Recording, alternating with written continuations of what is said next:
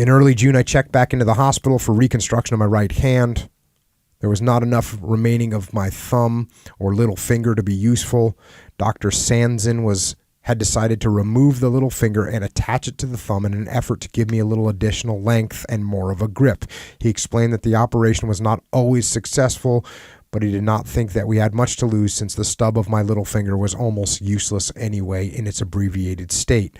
After he had explained the risks to me and I had signed the consent form, he paused for a moment and then told me that he wanted to show me something that had nothing to do with my surgery, but that might affect the future course of my hospitalization. He then handed me a letter from the Navy Surgeon General in Washington to his subordinate commands that stressed the need to retire as quickly as possible all active duty Vietnam casualties who no longer met the physical or mental qualifications for retention.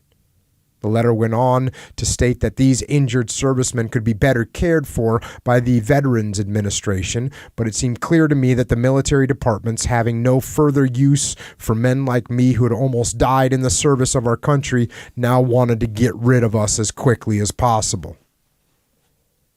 I had just been confronted with the stark evidence that I was merely refuse to be discarded, and I was uncomfortable with the growing feeling that I had been used by my country.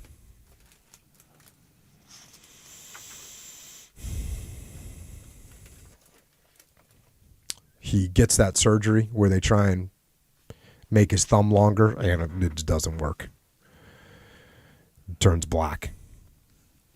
A disappointed Sanson finally accepted failure of his surgery and had the staff release my hand from the sling. He apologized profusely to Toddy and me and wrote me a refillable prescription for Darvon capsules and sent us home for weeks of convalescent leave. He told us that he did not intend to remove the blackened thumb for at least a month when the rest of my hand would be fully healed and I was stronger. So again, they're just, hey, sorry, we're going to drug you up now.